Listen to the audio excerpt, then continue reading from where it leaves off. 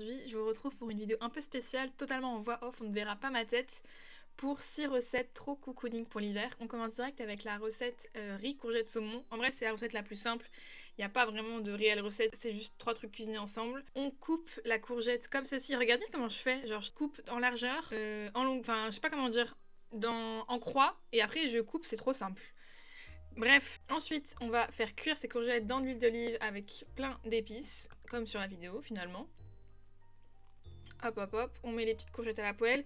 En attendant derrière, vous voyez une casserole d'eau qui est en train de bouillir pour le riz. On ajoute donc ail, j'ai mis quoi, poivre, sel, cumin, paprika, bref, en vrai, vous pouvez rajouter toutes les épices que vous voulez. Vous pouvez aussi rajouter du concentré de tomate, bref, ce que vous voulez, comment vous aimez vos courgettes. Vous pouvez aussi rajouter des oignons, bref, peu importe, moi j'aime bien les courgettes comme ça, mais ça dépend de vos goûts. On brasse, désolé c'est flou, je sais pas pourquoi, il y a quelques séquences floues comme d'habitude. Ensuite on fait cuire le riz de Camargue, c'est vraiment le meilleur riz du monde. Pendant 15 minutes, moi j'aime quand le riz est bien cuit, et on enfourne au four pour environ 12-13 minutes, un pavé de saumon. On mélange bien, vous voyez là les courgettes elles sont fondantes, elles sont trop bonnes. Et ensuite on sert les petites courgettes, le petit riz et le petit saumon. Si vous voulez une recette plus approfondie, dans une des vidéos, c'était le risette d'automne, j'ai fait un crumble courgette qui était vraiment délicieux. Et genre avec saumon et riz, ça pourrait être aussi incroyable. Mais du coup je vais pas remontrer la recette dans cette vidéo.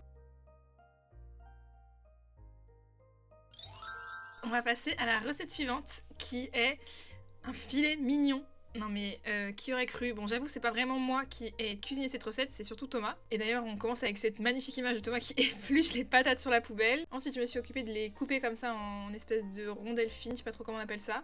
Mais en vrai peu importe, coupez-les un peu comme vous le souhaitez. Nous je crois qu'on a mis peut-être 800 grammes de patates, mais après vous allez voir à chaque fois les recettes sont en plus grosse quantité parce que du coup on s'en fait pour le lendemain midi. Donc c'est pour ça que on dirait qu'on est 12, mais non, on est bien que 2. Ensuite on va s'occuper du filet mignon. Donc pour le filet mignon, il a rajouté plein de petits trucs, du sel, du poivre, de l'herbe de Provence. Je crois que c'est tout en fait, mais après je pense que c'est un peu dans le même délire, rajouter un peu ce que vous aimez. Je pense que l'herbe de Provence est quand même très utile dans cette recette, c'est ce qui rend la chose bonne. Et bien sûr vous en mettez des deux côtés. Voilà, on frotte bien pour que tout soit bien imbibé. On frotte, on frotte, on frotte. Tap tap tap, de l'autre côté, voilà le résultat, on en a bien partout. Ensuite on va couper un oignon, donc nous c'était un oignon rouge, mais je pense qu'un oignon normal ça fait tout aussi bien l'affaire. Du coup on va le couper, et regardez je vais lui montrer, je crois que... Attendez je suis pas sûre, mais voilà je vais lui montrer comment couper un oignon. En gros vous coupez en tranches d'un côté, puis vous coupez dans la... Ah, comment on explique? Bref je crois que j'explique bien en vrai. Attendez Thomas va le faire et vous allez voir il a compris je crois.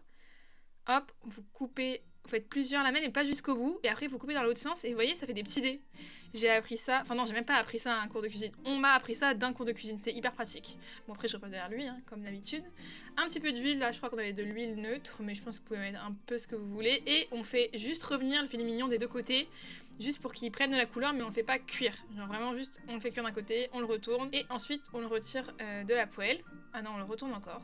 Décidément. Ensuite, on va ajouter... Ah mais non, on ne retire pas du tout, qu'est-ce que je raconte? C'est une autre recette. On va y ajouter l'oignon coupé.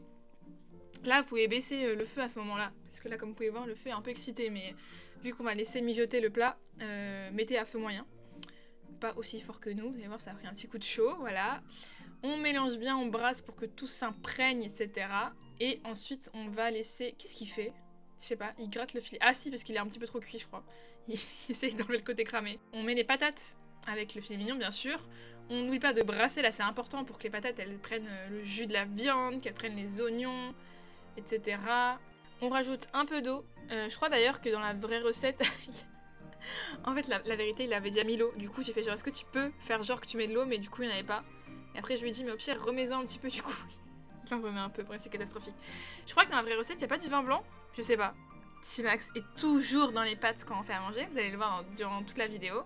Bref, là c'est bon, c'est le moment, on met un couvercle et on laisse mijoter. On va découper d'abord le filet mignon, parce que bien sûr on va pas le servir comme ça. On le découpe en tranches, si vous avez des couteaux d'experts n'hésitez pas, nous on a vraiment fait ça avec un petit couteau minable, c'est vraiment notre point faible. Et là à la couleur du filet mignon, enfin je fais comme si j'y connaissais quelque chose, je n'y connais rien, mais je trouve qu'il a l'air très bien cuit. Voilà, il nous fait une petite présentation en plus, bon moi le mien est un peu minable donc... Il s'est attardé sur son assiette. Et ensuite on ajoute les patates. Franchement c'est trop bon, vraiment c'est super bon. J'avoue avoir eu beaucoup d'a priori sur ce plat. Et on l'a goûté il y a 2-3 semaines. Et du coup on l'a refait, c'était très bon. Et voilà. Miam. Franchement ça me donne faim en regardant la vidéo. On va passer ensuite à la recette suivante, la troisième recette, qui va être un solides champignon crème. Alors là, déjà, est-ce que vous savez que solides ça s'écrivait comme ça? Parce que moi non. C'est du solides de dinde d'ailleurs. On va commencer par couper 250 g de champignons. Nous, on les coupe en petits dés. Enfin, je dis nous, mais là, c'est carrément moi tout seul qui fait la recette. Ensuite, je vais déjà... Ah oui, voilà. C'est dans cette recette-là qu'on va juste les laisser dorer. On met un peu d'huile et on va juste laisser dorer les solides de chaque côté pour qu'ils dorent, mais qu'ils ne cuisent pas. Juste qu'ils prennent une petite couleur. Donc on les met, tac tac. Franchement c'était super bon, j'avais jamais mangé ça, je trouve ça fait très repas cooking hivernal mais c'était super bon. Bref, ensuite on va venir couper une échalote, pareil si vous préférez l'oignon, c'est pareil je pense. Donc on coupe cette petite échalote, on retourne bien sûr nos petits solides. Hop là, vous voyez, ils cuisent un peu mais à l'intérieur ils sont encore crus. Ensuite on les retire dans une petite assiette. On va garder la même poêle pour faire cuire l'échalote et les champignons qu'on ajoute. On va en parallèle aussi ciser du persil. Et moi, je sais pas si vous avez regardé mes vidéos, mais j'ai un plant de persil maintenant sur mon balcon. C'est incroyable, je trouve que ça fait toujours un truc en plus dans les recettes, c'est trop bien. Et puis acheter du persil, c'est un peu ridicule. Donc là, d'avoir un plant, franchement, j'ai l'impression que c'est gratuit, c'est trop bien. Bref, du coup, entre temps, j'ai ajouté mes petits solides à la préparation champignons, échalotes. J'ajoute aussi poivre, sel. D'ailleurs, vous pouvez rajouter aussi des épices si vous en avez envie. J'ajoute de l'ail aussi, je l'ai pas écrit. Je rajoute mon persil avant de faire mijoter. Enfin, en fait, je mets un peu tous mes ingrédients. Je mélange. Il y a l'eau qui bout derrière, ça me stresse. Vous inquiétez pas, je vais m'en occuper. Voilà, je vais ensuite faire cuire des pâtes, des petites barilla, très bonnes. Ok, directement, elles sont déjà cuites, c'est super rapide avec le montage. On égoutte les petites pastas. En attendant, du coup, on a laissé mijoter. On va ensuite, à fin de cuisson, rajouter 2 cuillères de moutarde. Je crois que j'en ai rajouté 2. Oui. Et un peu de crème fraîche. Donc moi, comme d'hab, je rajoute de la crème soja parce que je suis intolérante au lactose. Je le dis dans chaque vidéo. Mais c'est la même chose qu'une crème fraîche. Et voilà, on va laisser mijoter et tout pour que ça épaississe un peu. Je vous mettrai à l'écran pareil combien de temps j'ai laissé mijoter, je sais plus du tout. Faudrait que je regarde une recette. Et ensuite, on va servir, voilà, les petites pâtes. Vous allez voir, je me suis servi 3 solides, je les ai jamais mangés. En fait, on dirait pas, mais c'est super consistant. Du coup, je mets mes petits solides, je me mets un petit peu de crème avec les petits champignons. T-Max a tellement envie de goûter ce plat. Et regardez comment c'est beau! Franchement, c'était aussi bon que beau, c'était vraiment trop bon. Recette suivante. Alors là, ce soir-là, c'était vraiment de la très grande cuisine. Attention, on fait des panini burgers. Je sais pas si vous suivez Marine LB, elle avait fait une vidéo sur les panini en disant que les pains comme ça à Carrefour c'était les meilleurs. Du coup, je me suis laissée tenter. Donc première étape, on fait cuire les steaks hachés qu'on va couper en deux directement, comme ça ils sont directement dans la longueur pour les panini, c'est plus pratique. Après, idem, ça dépend de ce que vous mangez en termes de quantité. Oui, d'ailleurs, il y a 3 steaks hachés, on est bien que 2. Thomas s'est englouti 2 panini. Écoutez, chacun son appétit. On fait cuire les steaks hachés. Quand vous les retournez, il est temps de mettre le petit cheddar. Moi, j'ai trouvé du cheddar sans lactose pour moi, j'étais trop contente. Honnêtement, franchement, ça a un très bon goût et ça ressemble beaucoup au cheddar plastique classique quoi qu'on achète. Ensuite, on laisse fondre avec un petit couvercle. Vous voyez là, le fromage il a bien fondu. On ouvre les panini en deux, on met le petit steak, le petit fromage. Si vous aimez les sauces, moi je déteste les sauces, mais je sais que pour celui de Thomas, j'ai rajouté la mayo. T-Max toujours dans les pâtes. Et bien sûr, par contre, il faut une machine à panini qui dégoûte. Je suis désolée, je l'ai depuis la nuit des temps, elle est vraiment dégueulasse. Je suis gênée de vous la montrer. Bref, on fait cuire nos petits panini et regardez comment ça allait bon, c'était délicieux. Franchement, c'était incroyable, le pain était trop bon, 10 sur 10. Recette suivante, avant-dernière recette, on va faire un poulet carotte rôti. Alors attention, ça veut un peu rien dire, c'est moi qui ai inventé le nom. En fait, j'ai repéré un peu des petites recettes à droite à gauche sur TikTok. Première étape, on va couper 6 carottes, mais attention, il nous faut des petites carottes. Enfin, en réalité, des carottes les plus fines, vous pouvez même utiliser des baby carottes, ce sera encore mieux. Moi, j'avais que ça, qu'on va éplucher, qu'on ne va pas couper et qu'on va mettre directement dans de l'eau bouillante pendant 20 minutes.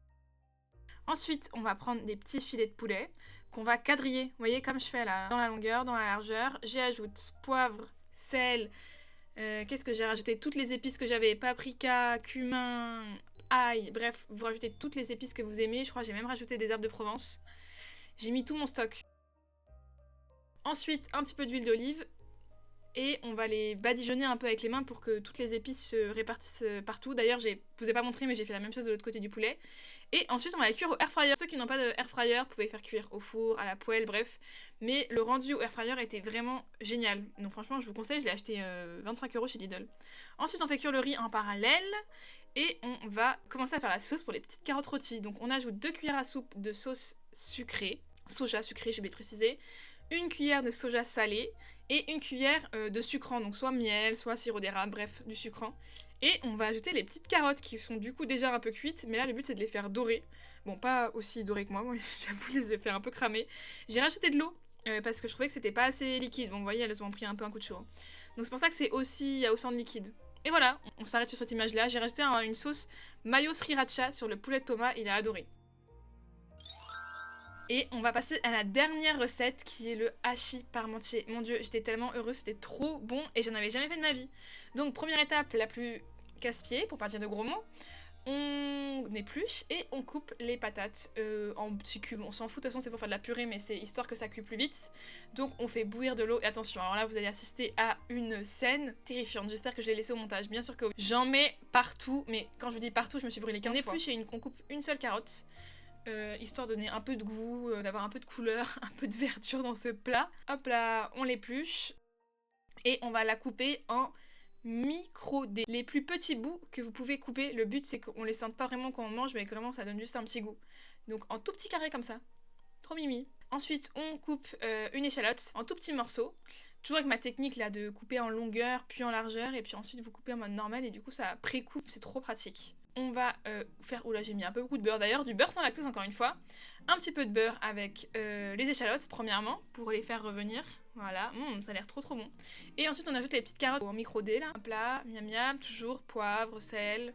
Après je vous épargne la petite routine, les petites épices. Et ensuite on rajoute la viande hachée. Bon là j'avoue on dirait un peu des croquettes pour chiens. C'était de la viande hachée surgelée. C'est trop pratique, comme ça t'as toujours de la viande hachée sur toi. Mais sur toi, dans ta cuisine surtout.